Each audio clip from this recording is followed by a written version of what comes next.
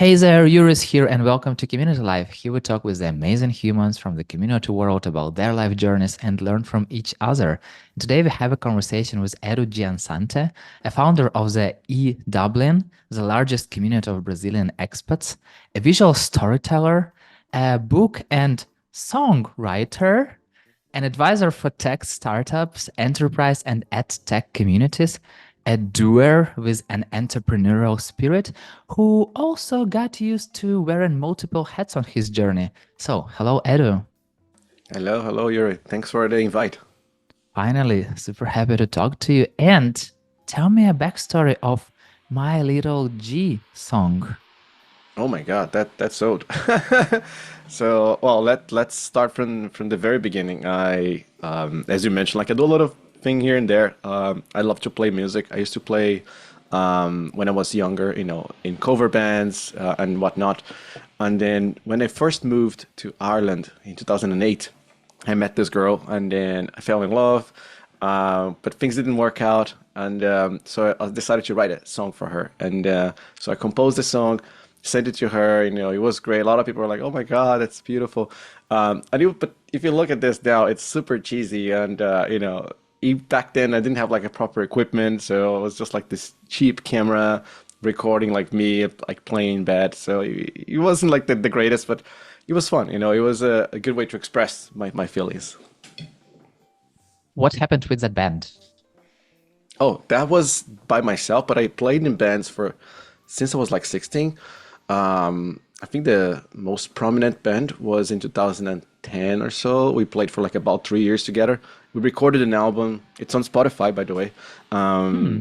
Um, Back then, we would call it alternative rock. I think nowadays, alternative rock just means something else. I don't know why people they possess that the genre and call it like something else and change it. But yeah, it was great. It was fun. It was fun to play with Irish musicians. Ireland's very strong on music, so you always had opportunities to play, at venues and whatnot. So yeah, music's part of what I do. I think it helps connect with people as well. Helps you express yourself. Help you like distress as well. So it's a thing that I love doing. How frequently are you playing music now? Oh man, now it's hard because I moved to San Francisco, and as you can imagine, and if you can't, I tell you, it's very expensive to live here. So that means that you have to live in smaller spaces, and smaller spaces, old buildings. It's not really suitable for musicians.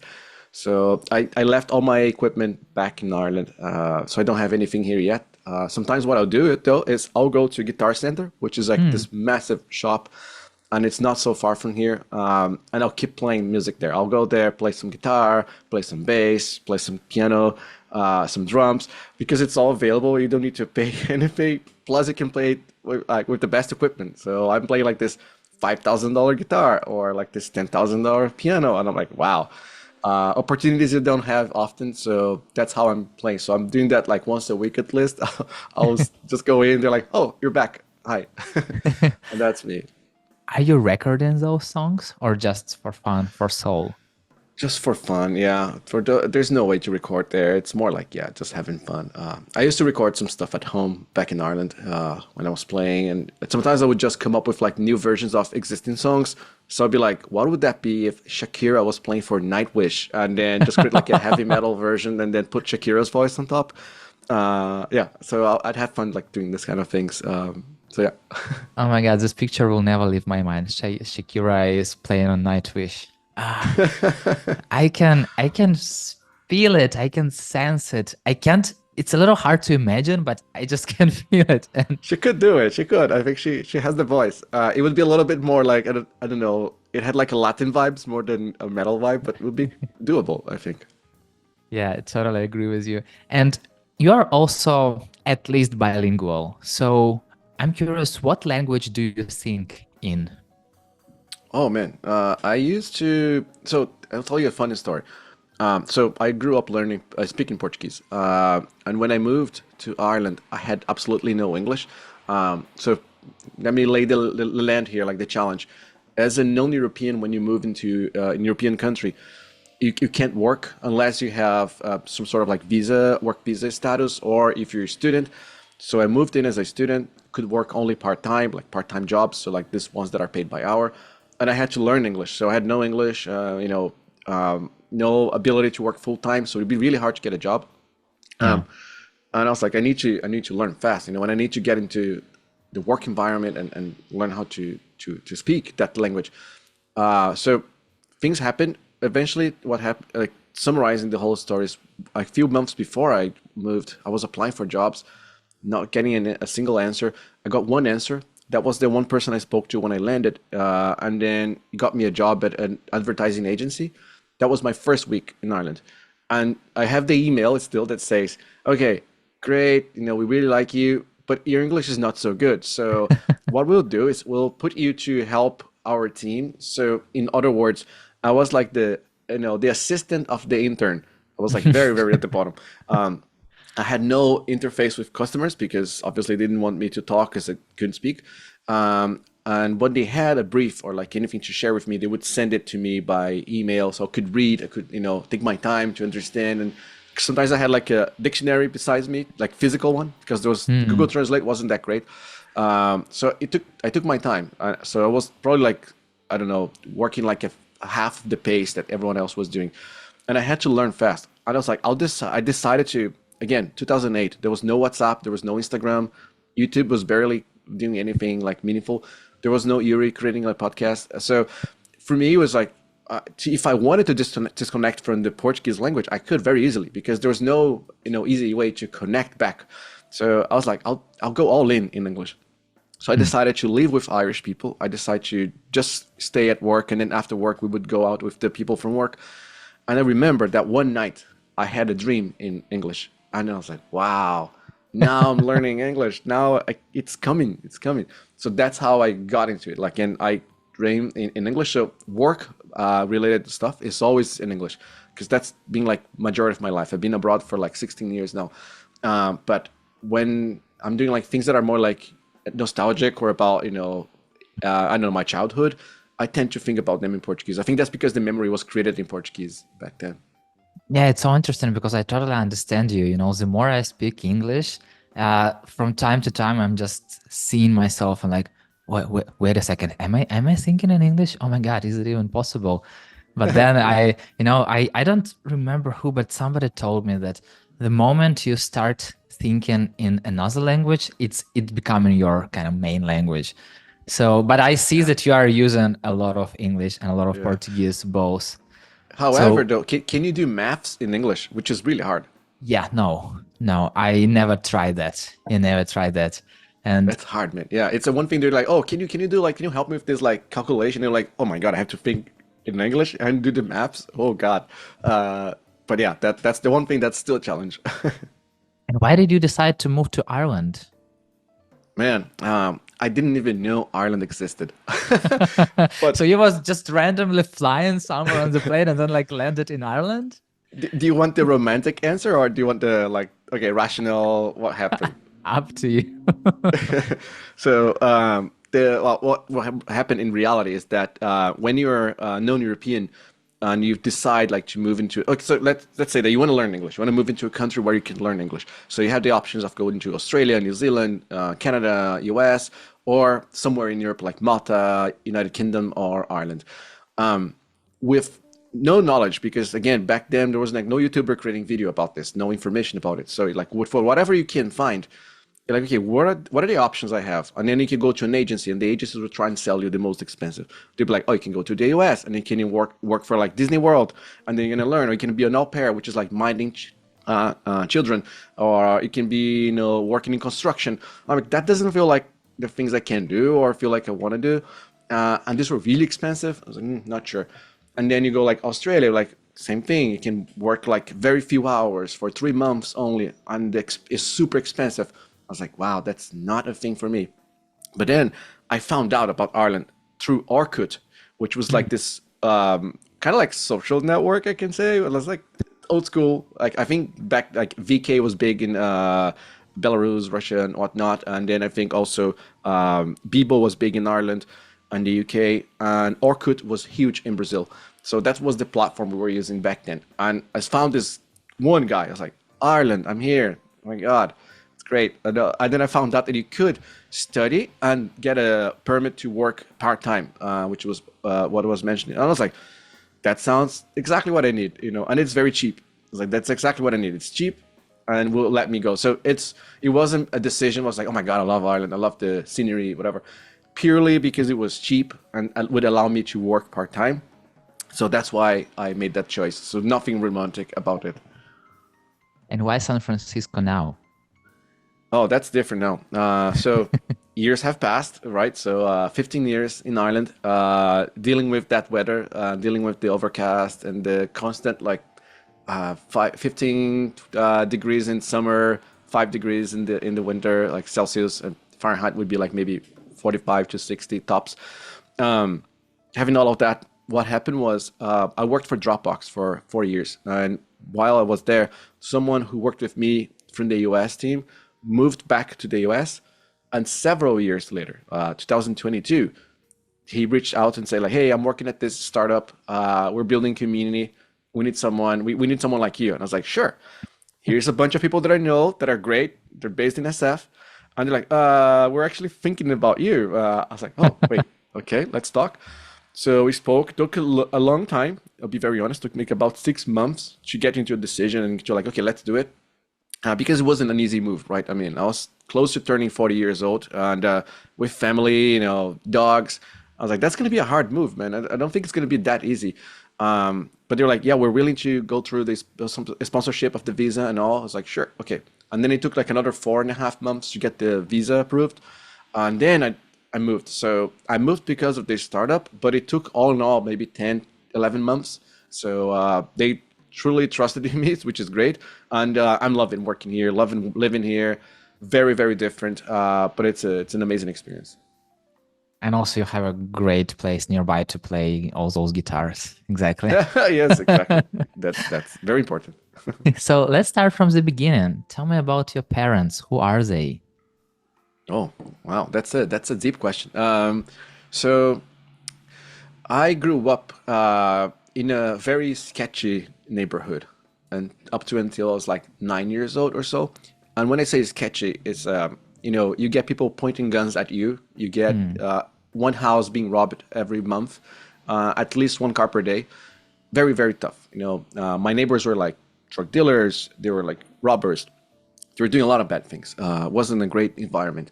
But I had a lot of friends there, and I love my friends. They're amazing. We always got along. They always had my back. In not necessarily the safest ways, but they had my back. They're like, you don't mess up with Ed, and then you point again at someone else. I'm like, hold on, no, don't need to go that far. It's okay.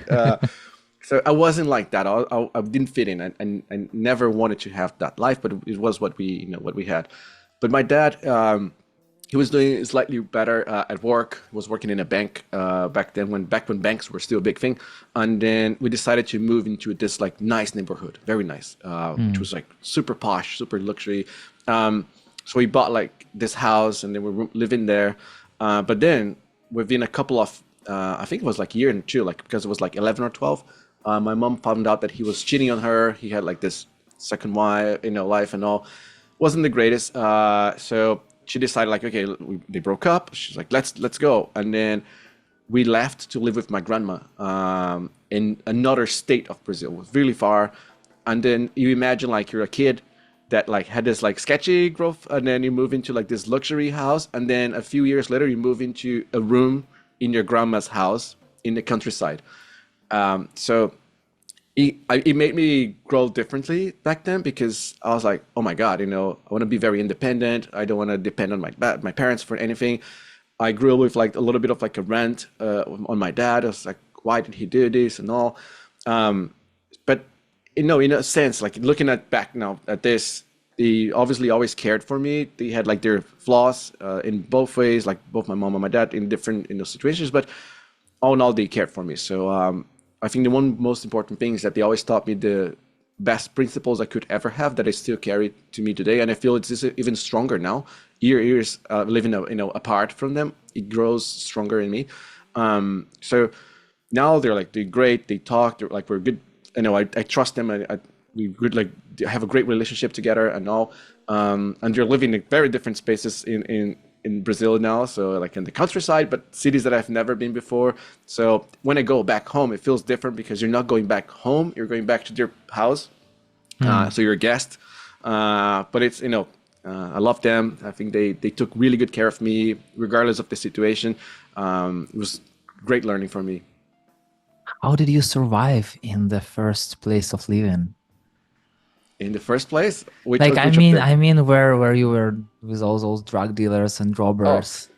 it's a probably like it's a weird thing that you probably hear from anyone who lives in a sketchy place is that the community in the neighborhood takes care of you.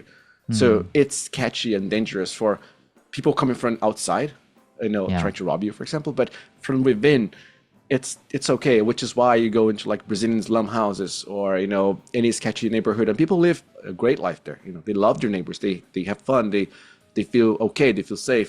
It's not the greatest life, but it's not like that they feel like, oh my God, I feel threatened by my neighbor. It's different. So yeah, it's a weird thing, but it is that. That's what it is.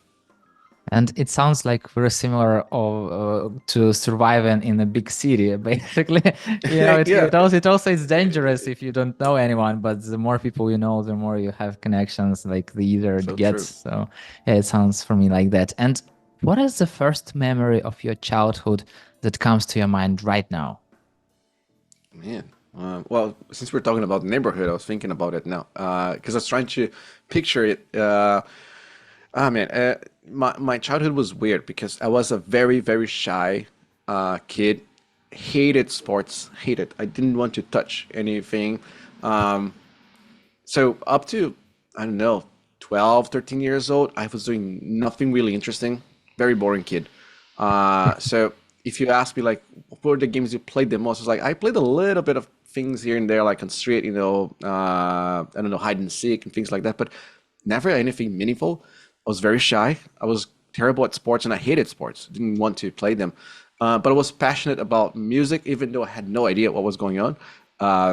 I got my first guitar when I was like maybe 14 or 15. So yeah, it took me a while to even like get into an instrument.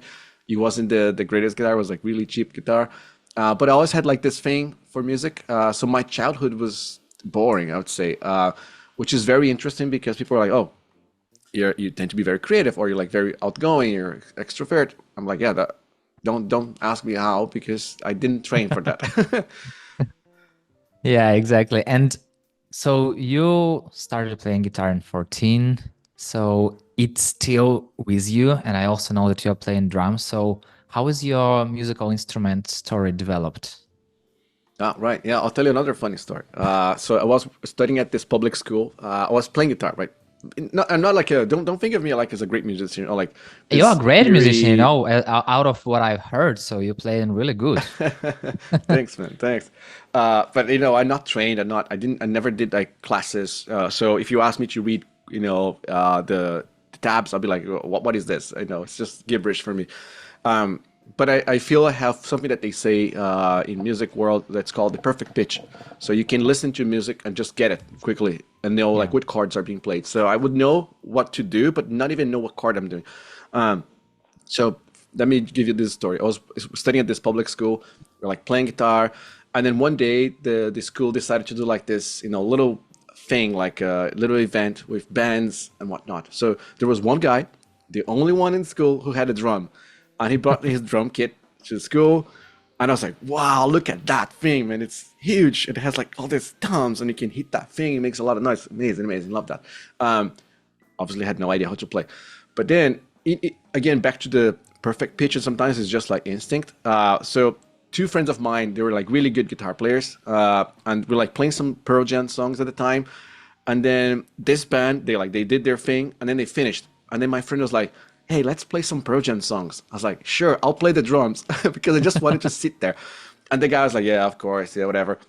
So turns out he wasn't a great drummer. And when I sat on the kit, for whatever reason, I was like, I think I can follow. And I was like really instinctively like being able to follow, what was going on with the guitar. And he started to get jealous and he started to like just dismount like the whole drum. So as I was playing, he was getting the pieces of the drum and tearing it apart. So I ended up with like just the floor tom, which is like the kick drum.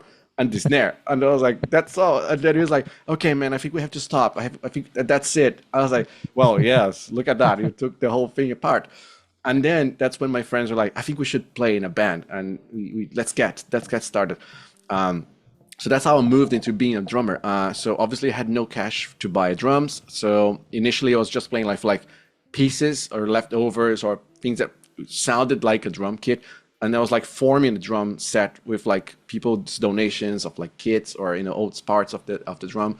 Yeah, and then after a few years, I was then able to buy like a second-hand kit and moved on from there. But it took me a long time to become a drummer, and it's a hard thing, right? Because it can't just go anywhere and just play. It's too loud and it's too huge to assemble anywhere. So yeah. And how to find you on Spotify? The band we have the recording with is called Meds, Medz, and the album is called Beneath My Sleep. Because if you look for Meds, I think there are like two or three other bands with the same name, and even a DJ. So you will be like, was Ed a DJ? So I was not. So you have to look for Beneath My Sleep. It's a specific album. It's like a black cover with kind of like a symbol. Yeah, that's the album I have there. Okay, I'll check it out. Definitely. I'm into Oh music, man, so be, I'll do be that for prepared. sure. Put the low expectations. It's yeah, I have no expectation at all, but I just really want to listen to your real album. I didn't know about that. Really. I didn't find it, but yeah, I'll be there. I'll be there. Thanks. You've recently shared a very touchy story of your farewell with Danone. So tell me the story of how you met. Yeah, it can be a very long, but I'll try and summarize this. So Danone is my dog, was my dog, a beagle that I got him what it was 2015. 2015 was the year I got him. I didn't want to have kids. I don't have kids like human kids. So I was like, I'll get a dog. And I was married at the time, so we adopted him. And first few years, I'll be very honest. Regular life with him, nothing crazy going on. Just like really loved him and had fun with him, but nothing out of the ordinary. But then, 2018, I got divorced, and then we decided to move into like close to the Dublin mountains in Ireland. And he was like, it was just me and him, right? So we started to create this very strong bond. And we were like, our daily walks were going to the mountains every single day. So we would go hike the Dublin mountains like at 6 a.m., go back, and then start working. It was amazing. He had a situation in 2009, at the end of 19, to beginning of 2020, where he had peritonitis, which is essentially a perforation in your stomach. And then it's like when you have like a lot of problems because of that, you could die within hours. So he survived, but he was obviously suffering a lot. We had to go try and do surgery to remove that stick and stitch him. The first surgery didn't go well. They were like, we couldn't find it. So we're like, he's not going to survive. And then it took another extra day to find one specialist in Ireland who could attempt it again. And I was like, oh my God. I was like in prayers. I was like, what's going on? Am I going to lose him right now? We're just getting like this strong bond. And, miraculously, some people may say other things. So I'll share my belief, as part of that. But he went through it. He survived. And he was like, we wouldn't expect like a dog like this to survive. But he might not be well. He might not be, in a good life for a long time because now his organs are all messed up internally because of the adherence between them. I Yeah. was like, sure, okay. Guess what? He had the best life ever. Like he's normal. Like the next day almost. Like I was like, oh my God, what happened? This dog didn't even feel the stomach perforation. We had an amazing life, So that's when I started to like, okay, we need to have a lot of fun together.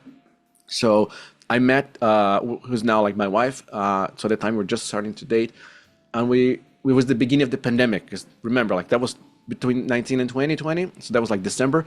3 months later, pandemic starts, and then we're like, oh my God, let's do something here. Let's build a camper van and travel around Europe so we can travel with the dogs. And we started to travel, and we went like south of Spain, we went south of France, we did Portugal, we did Belgium, we did a lot of places. And it was amazing because we never stayed like in an actual place. We're always sleeping inside the car. And it's not like, don't think it's a camper van, like this fancy, huge thing that the Americans might be building. It's a tiny van that would only fit the bed at the back. So there's no toilet, there's nothing. We had to go into like petrol stations or gyms to try and get showers. And So we would, or even like to the beach because it was warm. So that was our life for like 2 months of like doing that a lot, plus a lot of other travels that were not necessarily like that, lengthy.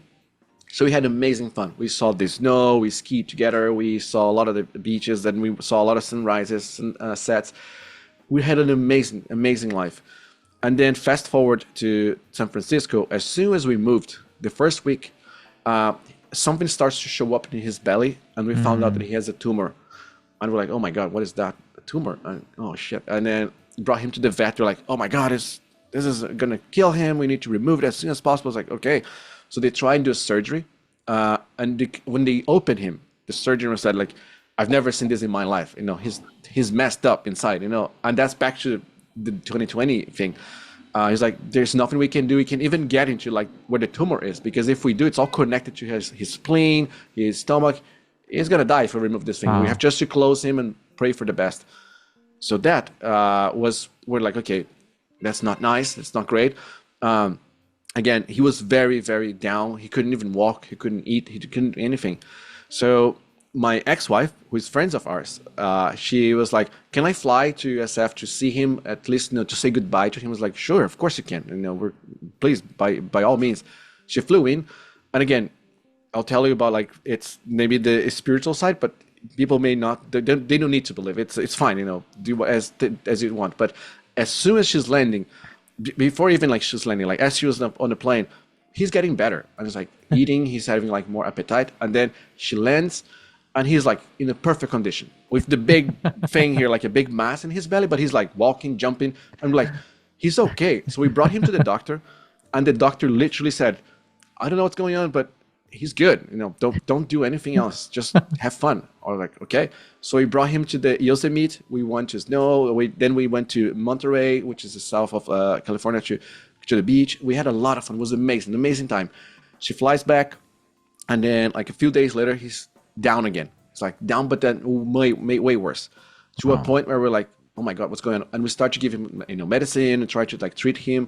He wouldn't eat. He was just puking a lot, like throwing up a lot, a lot. He wasn't, doing anything. He was just sitting down, laying down, and we're like, okay, that's not good. Let's, make sure that we bring him to the hospital again. So we brought him to the hospital, and in an hour they were like, yeah, I don't know, there's nothing we can do because surgery wasn't successful. There's really like just time to say goodbye. But we've just felt so at peace at that time saying goodbye, because it's almost like we felt like it was the time, but also we had that opportunity to say goodbye to him. So this is why it was very magical. So he passed with Yeah. 9 years old, not so old for a dog, but we had the best time of our life. And I feel at peace, and that's why I'm like talking to you, like very happy about it, not sad. I'd say a lot of people would be sad with grief, but we had a lot of fun. We laughed on the way back from the hospital, like laugh like of the good things and the good memories we had together. I So can that's my imagine story for that, today. like from you are saying that 9 years was much more for Danone and for you than, for many like old dogs, like for 15, 18 years who just doing the same routine, just eating, going the same park all the time and like nothing else. But yeah, Yes. but it's like losing a part of you. I know. Yeah, yeah. Oh, and on top of that, he also visited Brazil. So he saw my family in Brazil. Because here's before he passed, again, I was praying and I was like, oh, I wish we had more time so he could see the family, he could go to the beach, he could go to the snow. And he did all of that. And as soon as I was like asking for it, I was like, we did all of that. So we did have a lot of fun. And so that's like, again, it brought more peace to me. So maybe one thing I would share with people is, if you're having like a lot of fun with your life, and if you're like having a great life and spending quality time with family, people you love, I think you put you at peace. What happens a lot is that people focus too much on the wrong things. They're like, I need to work harder. I need to make more money. I need to do this other thing. I need to, show up for this, I don't know, meeting because it's important. And then you focus on the wrong things. You put energy in the wrong things. And then what happens is, if something happens to you or your family, like, oh no, and then you regret. So I feel that I did the thing that at least to me feels right, just the balance of like putting a lot of quality time with him, with my family. So that's why we feel this piece as well. And to a point, I recently saw some small video, and it was like, if you are like if bus will hit you the next day, like in your job, they will replace you in a month. Like it's no worries. But people who like your family, your relatives, those are people who would be in grief and who would be missing you. And yeah, it's all about, to your point, like about the right priorities. And Yes. I yeah. met a billionaire here. So this is the thing about living in San Francisco. You meet billionaires. Met this guy. He's probably like late 60s or early 70s. I can't. I didn't ask, of course, but he doesn't look that young. And then he saw me, and maybe he thought I was younger than I am, but he saw me and with like these other kids, and he's like, I'll tell you something very, very honestly. I would give 100% of my money if I could get your age again and be back at your age again. And we're like, oh my God, that's deep, man. And he was like, yeah. So guess what? It's gonna be deeper for you if you don't think like that now. So if you can change your mindset to just focus on the right things. Again, I would trade everything I have to go back. I was like, wow, that's deep. Yeah. It's still hard to, understand when you're like young and healthy. But yeah, Yeah. we never listen, we never listen to older people who are telling those Right. things. But yeah, it's time to go to it's go time to finally, yeah, make mind. So Yeah. you have a tattoo with Danone. So is it your favorite one? No, my favorite one is actually this one here, which is upside down. So that's the four things that I love the most here. So my doctor, he's the paw, he's the nun's paw, the mountains, the sea, and the sun. So that's the one that I love the most. I actually wanted to, and these are two surfboards actually. Hmm. So you notice. I could do like two drumsticks actually. Should do that actually. That's a good idea. I'll put like a thing here so it would be a drumstick. I have a drumstick elsewhere. I have the drums here. Yeah. But yeah, man, that's like the things that I love the most. We wanted to do like this same symbol in our camper van, but we're like, if we do that, it's gonna be very obvious that it's a camper van and we cannot park in many places. Hmm. So our car is more stealth, so people don't know it's a camper van. So what about the Pearl Jam tattoo? How did you deal with your mother being angry for you doing that? Oh, wait, which one is that? The Progen one? Pearl Jam, yes. Oh, no, my mom. No, I mean, she is fine. I should never had like a. I mean, initially she didn't want me to do any tattoos, but I think any moms want their kids to have tattoos. It's like you don't want your Ferraris to have stickers. Um, but yeah, no, she's fine with it. I think like when you do tattoos, when you do the first ones, you think too much about it, and then the more you have, the less you think about it, and it starts just to do it because it's aesthetically something that you like. You're like, oh, I like that thing, and then you just do it. Like I have one on my finger here, like it looks like two rings at the edge, and I was like, I'll do it. So yeah, my mom is now she's totally fine. She gets it. She says okay. Now after dozens of tattoos. Yeah, Yes, oh, yeah. She's okay, like, there's okay. no way back. That's it. Yeah. Tell me about the best therapy. What is the difference with the usual therapy? Oh, sure. Yeah. The bath therapy, I'll give you context because a lot of people are like, why are you doing this? What's going on here? Like, is this like half porn? What is it? So my wife and I, a few months ago, we decided to do like this, a couples therapy. That's our version of it. So a lot of people would go into a therapist and sit down with them, and then the therapist would be like the mediator of the thing. We never felt we needed to do it like that, this format, but we thought about like, we love the bathtubs. Why can't we just mix things up here a little bit and then we sit together there and then we stay in front of each other like literally naked, so nothing to hide, very literally. And we obviously because the doors are closed, the dogs won't come in. There's no TV. There's no external noise. The phones are kept outside. So we have this like hour. So sometimes we just have like sometimes we have wine with us. Sometimes we have like just a regular tea or a fizzy like a kombucha, whatever. It depends on the mood, but we'll have it, our time there, and we'll be 1 hour at least in front of each other there in the bath. So that means that we can talk about a lot of things in depth with no distraction. And I'll tell you why, because a lot of times what happens is people, they're like, oh, let's talk, and they'll talk, but the TV is on, and there's something there, or notifications from their phone are on, or there's an external noise, or kids are around, or the dogs are around. There's always some sort of distraction, as much as they're not conscious. but unconscious distractions, a noise from something. And people tend to use that as an escape or an excuse Yeah. to not deep dive into things that they want to talk about. So again, like maybe you have a relationship with your partner and they're like, let's talk about finances.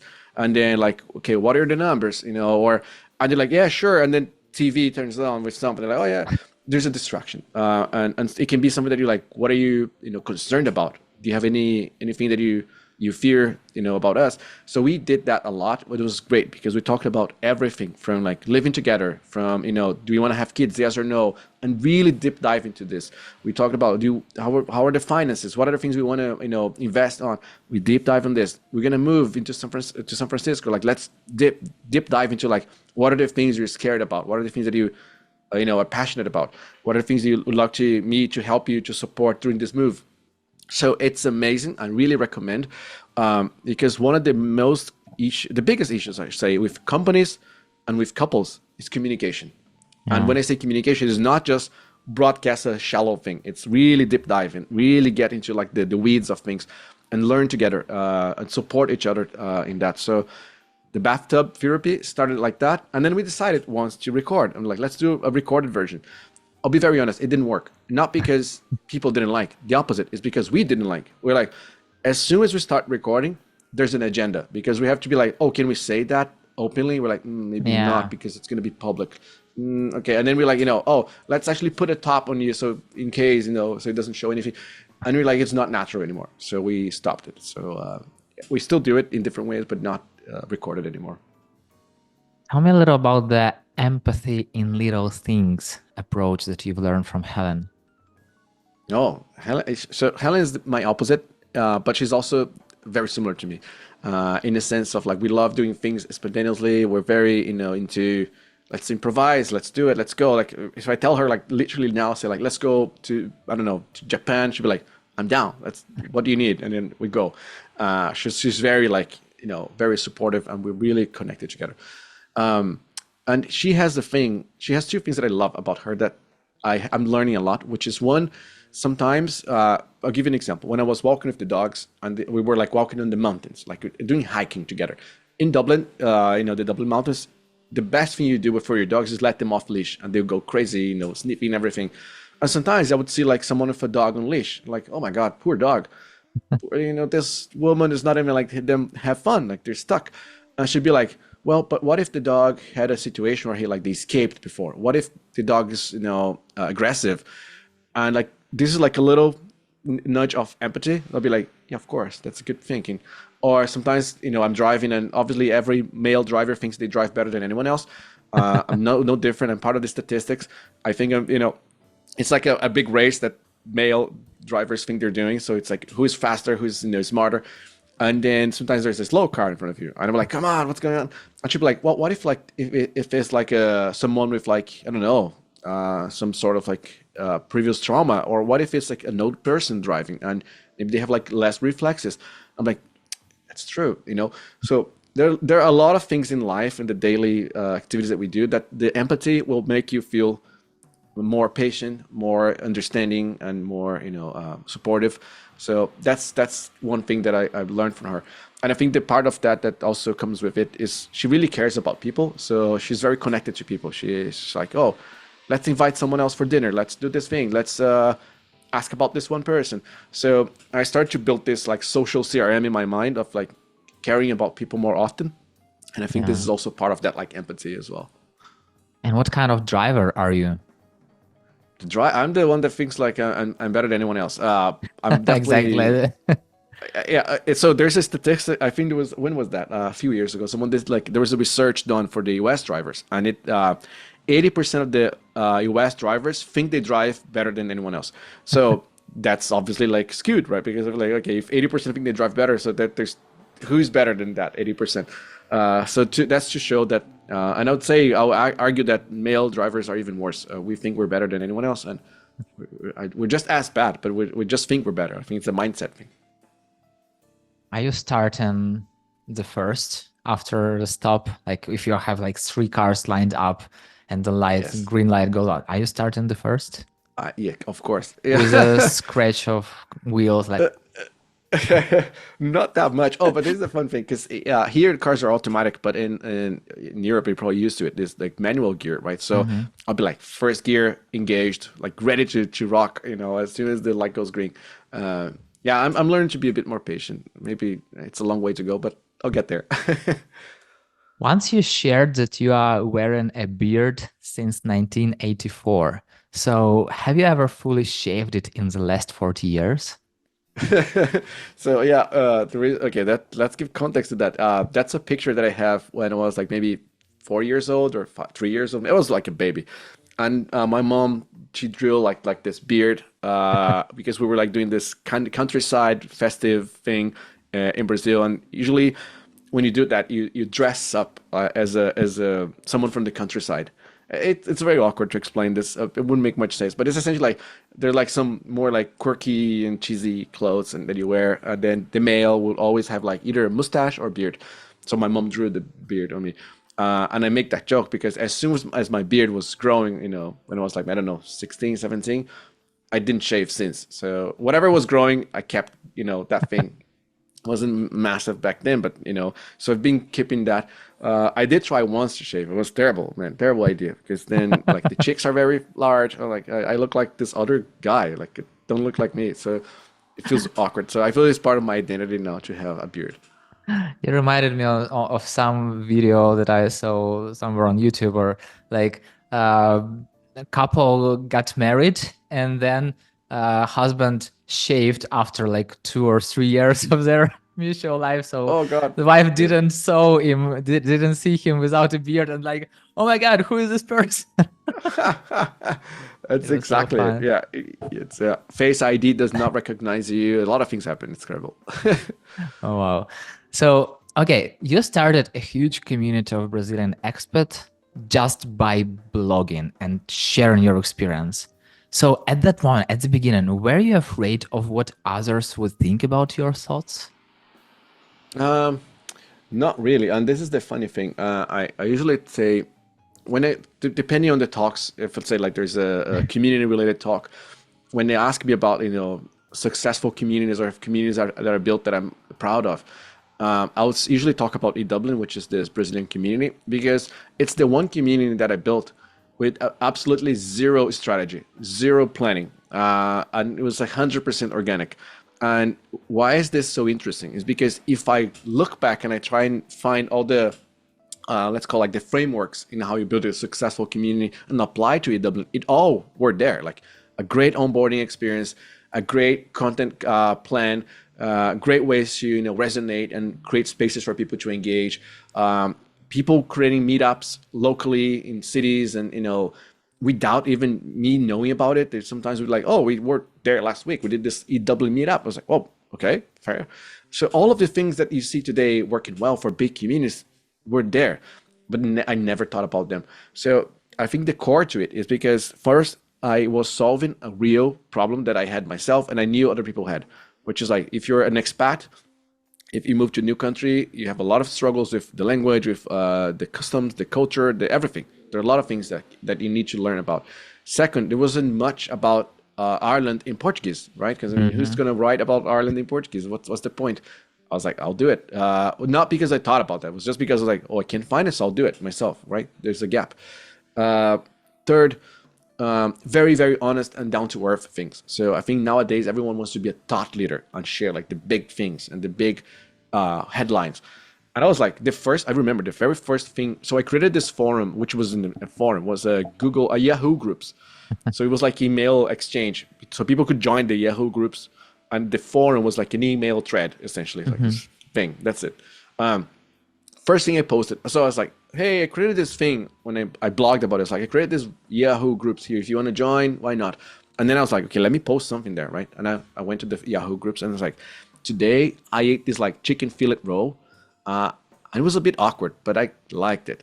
Uh, did anyone try that? And I swear to God, it was probably the most popular thread for a long time because people are like, yeah, oh my God, who puts chicken in the bread? And then, oh, there's other people who put bread and butter and chicken. And then also like, oh, mine was tuna. And then they're like, a lot of discussions started because for us it was very new, while it may be a very common thing. It's like one of the silly things, but usually the silly things are the ones that get you started. So if I was to put something like 10 tips to get the best out of your travels, whatever, it probably wouldn't resonate. It would be very shallow and boring and corporate. So I was like, I did it. And that's how it started. Like we got like 8,000 members in a month. It was crazy. So this is essentially like, yeah, I was not concerned about sharing like silly things. I was not thinking about any planning at all. I was just posting as soon as I wanted to post and know like what's the best time. I was like, the best time is when I have an idea to post and I do it. So that's it, man. That's how I started. And if we are talking about it from the community perspective, from the community building side, it's also easier. You're just your own founder, you're just your own master, and nobody tells you like what is like corporate tone of voice, Hmm. like how to be say polite. Yeah, in current world, you have to think about what you are telling, and you're just sharing, and then you find like-minded people. And yeah, exactly. There is a main difference between doing community for yourself and kind of like Yeah. building community for a company, because you always have this like, what will people think, how it will impact company's brand. And yeah, it's a great story. Yeah. And yeah, oh my God, it's so nice. So, okay, now you moved to San Francisco. So what is going on with E-Dublin? Yeah. So E-Dublin outgrown me. So it's been probably 10 years since I last written some piece of content on the blog. Ever since it's been a team working on it. So we have journalists, we have volunteers, we have a lot of people who contribute, but we have a team that's responsible for that. Same for the videos. We produce at least 2 or 3 videos per week. Uh, Maybe two of them are I'm not even involved in anything. To be very honest, it's done by the team itself. So when I create videos, it'll be like very sporadic. So I'll be like, hey, I want to talk about this thing, and I'll go and create a video. Or sometimes people look for advice on like, okay, I need to find a job. I need to, I need some additional help. So can you mentor me? And then I'll sometimes have like mentorship sessions with people, but that's individual. So that it's kind of like coming from the Dublin because people are like, are the audience are there, uh, but I haven't really like I'm not involved in the day to day anymore. Um, yeah, like the customer base and all, it's growing, it's happening. It's been like that for a while. So that's the good thing about it, right? It's different from the mindset here where people want to blow things really quickly. So they pour a lot of money, burn a lot of cash, and expect this to blow quickly and return 100x to their investors. Where I never Yeah. got any single money from anyone, fully bootstrapped. It's been 15 years. It's been paying people's every month. So it's working. It's helping millions of people. And I feel proud about it. I don't want to grow this like crazy and blow things up or have a lot of stress about it. Because if you, as soon as you want to do that, a lot of other things will come. Responsibilities. You have to be, doing a lot of analysis, a lot of like your calls with investors, Yeah. and stress will start to build. And I don't think I need that, and I want that. So if things are going well without me, so yeah. How do you have fun? Oh, in a lot of ways, man. I have fun when I go downstairs and the sun's shining on my face. I have fun when I see now one of our dogs, Lola, the French bulldog. That's the one that's left. When we see her like playing with the other dogs, and when I see other dogs, I have a lot of fun. I love going to the beach. So back in Ireland, sometimes what my wife and I would do is drive a camper van to the beach and just have breakfast there, Hmm. or go like for try and surf there because it's very cold. So we would have like this very thick 5 millimeter wetsuit, go and swim for like a little bit, and stay there, and then walk from there for a little while, and then drive back. Sometimes we would just drive to the mountains overnight and sleep there, and then come back, or we'll go camping and just have fun camping. So really, to be very honest, all the little things that are about like outdoors life and having something that's physical that you're doing energizes me a lot. So these are things that I feel like maybe they're like the most cost-effective ways of being happy because they literally cost no money. Sunshine on your face has zero cost, and it's super fun. I'm not a big materialistic or a purchase that will make me happy at all guy. Where did you get this mindset? Um, I think it's a mix of things. So one is everything I went through with my dog that kind of like brought me close to life to God, to all, made me feel and see life differently. There's also simplicity when you do things. So I would imagine like in different ways, a lot of people go through this, but sometimes when you have to, when you're more intensive and more intentional about it, it changes things. So I'll give you an example. When we were doing the camper van life, you're like in this like very limited resources thing where you're like, this is the space we have. This is where we work, where we eat, where we sleep, where we change clothes. And this is our space. When we have to shower, it's like one coin of $1, €1, and it's 5 minutes, and the water can get cold, or you have no control of temperature, and you have to manage like it's not that clean, so you have to manage. Okay, is this and can I have shower here? I know it. Again, we seek that. Like we're seeking that. I'm not saying that we were suffering because of it, but as soon as we go back home, and we're like, oh my God, my shower here lasts longer. I have all this space in the world. Look at this bedroom; it's so big. I have a full desk that can work from. You value a lot the little things, and I think on top of that, there's again back to.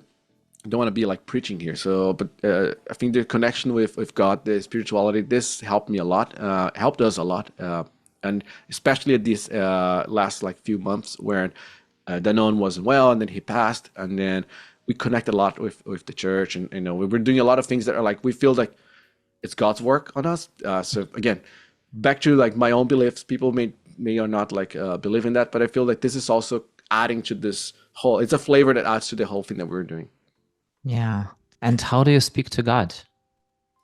We pray a lot. We ask. So one funny thing. When the nun wasn't well, I'm like praying, or like the pastor at the church said like, oh, you can ask God to talk to you. I was like, how do we do that? No idea. And then I literally, so again, people may believe it or not. I remember when I was telling you that I brought him to the doctor and the doctor discharged him. So that day, we brought him there, and I was praying. I was like, God, so just talk to me, like whatever way you talk, because God doesn't talk to you like, it's not like a voice that comes from the sky, Yeah, and then like, exactly. okay, it may be, something that you hear. It may be someone talking to you through, through him. It may be your thoughts, something that will come to your mind very strongly, and you feel something about it. There are many ways that this happens, and I was like, God, just please be very honest to me, and be very not honest, be very explicit. Just talk explicitly, because I have no idea if this is you or it's my mind just thinking about things. So just be very, straightforward. Like there no going around. And then literally, as soon as the doctor comes back to the room, and we're like, okay, doctor, so what's next for him? It's like, go home and have a quality time with him. And I was like, wait, you're not gonna go through like any procedures? Like, no. And like, how about the CT scan, because we want to check, And he was like, yeah, but you're gonna waste money if you do that. And let me tell you something, up in like a little like side note here. Hospitals and doctors here, their mission is make money. Their mission is not to save people here. I'll tell you, I'm being very honest, because every doctor here, the first thing they do is like, this is the bill. You pay all this thing, and then we'll check your animal or your health, and then we'll see what needs to be done. Once we figure it out, we'll deduct from that cost that you already paid, and either balance that like into like, okay, now you can get some money back. But they think first about the money. Yeah. For my dog surgery, they're like, can you swipe on your credit card $13,000, $13,000, and then the surgery, that's the maximum we're going to spend on it. It may be 10,000, maybe 11,000, but we're going to do 13, so just so we're safe. I'm like, this is terrible. Like, this is the worst thing to treat, a patient. Anyway, so having said that, close the side note. That's why we're like, okay, God literally spoke to us, because a doctor coming and saying like, don't waste your money, go home and have quality time with your dog. I was like, that doesn't fit any of the modes. Even the approach initially we had from the doctor, like, we had like a surgery schedule with him, like it's in the calendar, and he discharged us. It was crazy. So yeah, that's how we speak to God. Got it. Edu, I really wish to have the sky's the limit to our conversation, but time is a limit. So let's jump to the rapid fire questions. Long Yeah. or short hair? Uh, if for me, short, I had long hair before, but now short hair makes my life easier. Guitar or drums? Drums, big time. Drums, all the way. What are your favorite color and song? Color, green. Specific green, like the army green. I love that kind of like darker green. And song, oh man, this is hard. I have so many songs that I think it's really related to like the time that you're going through. And nowadays, if you look at my Spotify, it's just lo-fi, no background music, so it's not fun. So I can't tell, but maybe I love a lot of songs. I'll say like one, like "Go" from Pearl Jam is a great song.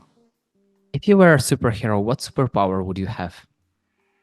Wow, I thought about that before. Healing would be the one, but I think it's going to create a lot of burden on me. So I'll probably stick with just flying. It's so fun, because when I was thinking about my answer, I also have the answer healing other people, Really. like everything, like mental health, physical health, Yeah. whatever. So But then imagine yeah, how long would that last? I mean, everyone will come to you. Everyone will come forever to you, they and you'll be don't like, "This need is to my know life now. It's about going to be that. healing Yes, people." they don't need to know about that. So it's like magic. Who do you learn from? Name just one person. Oh, from God, from the Bible. Name two people who I should definitely reach out to and have this conversation with.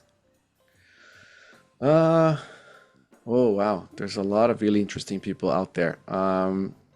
You could, I mean, if it's in the community world, you probably have spoken to Richard already. Rich is great, Richard Millington. You should also talk to Sharaf. He's also a fun guy. I think these are the two, yeah, immediately come to mind. Is there one question that I definitely should have asked you but didn't? That's a very, really good interview question.